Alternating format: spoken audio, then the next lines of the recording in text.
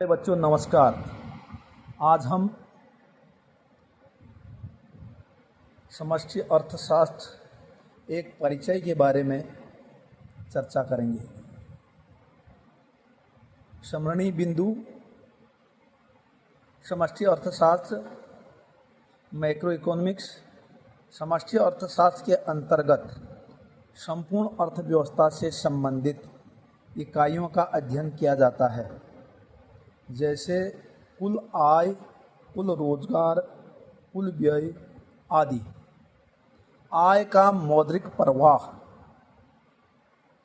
Monetary flow of income, साधन सेवाओं के बदले फर्मों का मुद्रा के रूप में भुगतान और वस्तुओं और सेवाओं के बदले में परिवारों द्वारा फर्मों का भुगतान।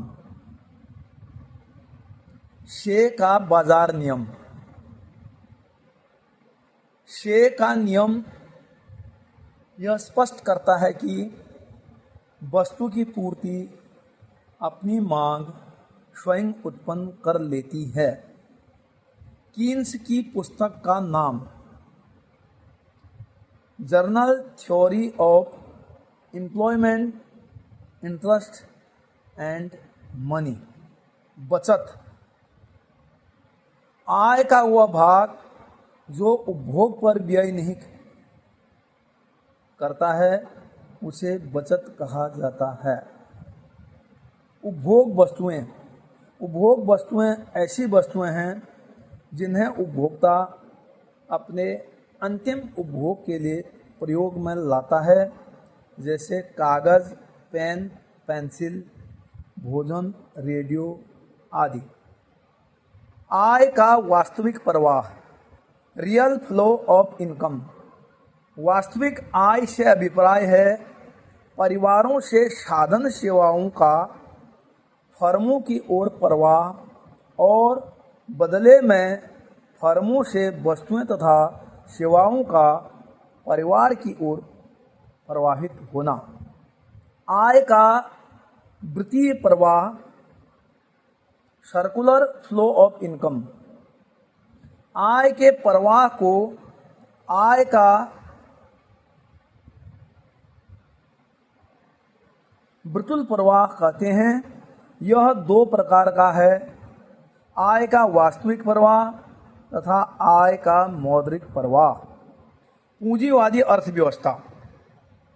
पूंजीवादी अर्थव्यवस्था वह अर्थव्यवस्था होती है जिसमें उत्पादन के साधनों पर निजी व्यक्तियों का अधिकार होता है।